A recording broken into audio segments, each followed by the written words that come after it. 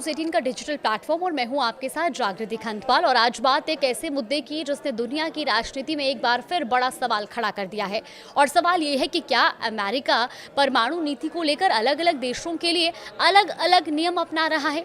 एक तरफ अमेरिका वर्षों से ईरान पर यह आरोप लगाता रहा है कि उसका परमाणु कार्यक्रम दुनिया और खासकर मध्य पूर्व की सुरक्षा के लिए खतरा है और इसी वजह से उसने ईरान पर कड़े प्रतिबंध लगाए हैं, उसके खिलाफ अंतर्राष्ट्रीय दबाव बनाया और हाल के महीनों में दोनों देशों के बीच तनाव युद्ध जैसी स्थिति तक पहुंच गया।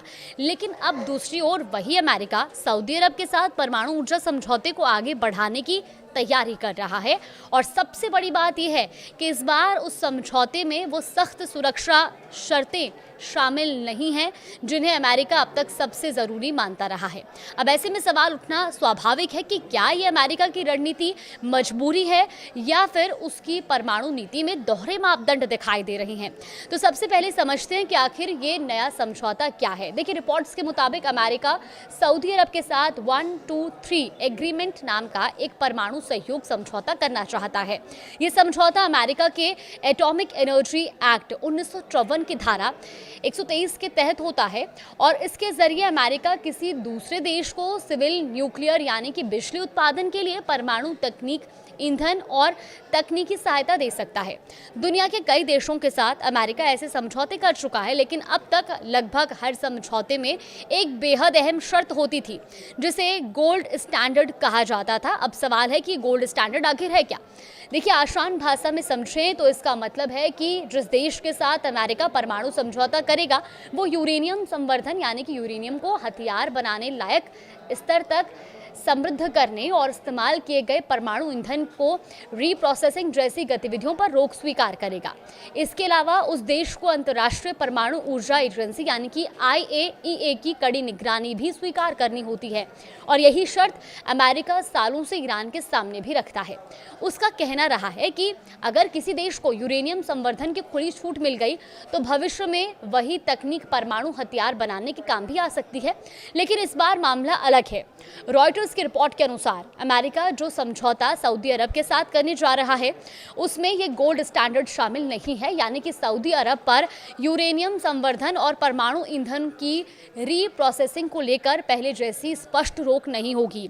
इतना ही नहीं, इस समझौते में IAEA का एडिशनल प्रोटोकॉल भी शामिल नहीं बताया जा रहा और यही वजह है कि कई विशेषज्ञों और अमेरिकी सांसदों को चिंता है कि अगर भविष्य में सऊदी अरब चाहे तो उसके पास ऐसी तकनीकी क्षमता विकसित हो सकती है जिसका इस्तेमाल सिर्फ बिजली उत्पादन तक सीमित न रहकर हथियार कार्यक्रम की दिशा में भी किया जा सकता है।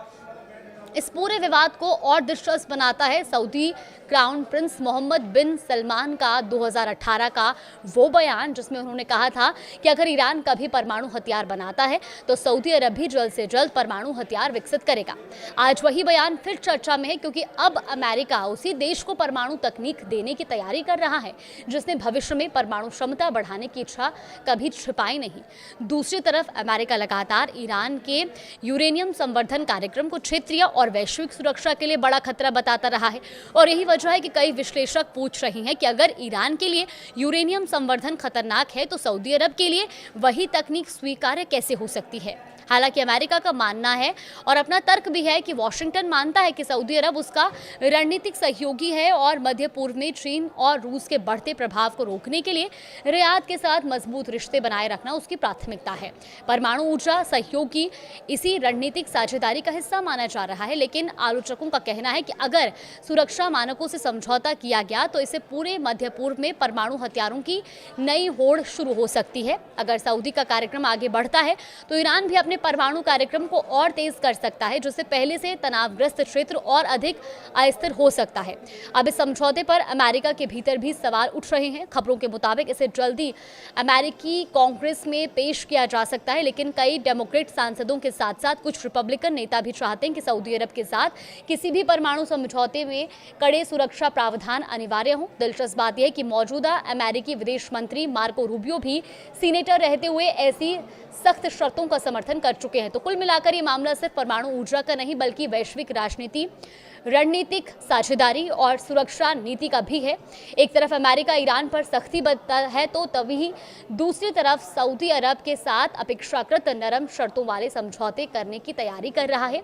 ऐसे में सबसे बड़ा सवाल यही है कि क्या अमेरिका की रणनीतिक जरूरत है या फिर परमाणु नीति पर दोहरे मापदंड का उदाहरण।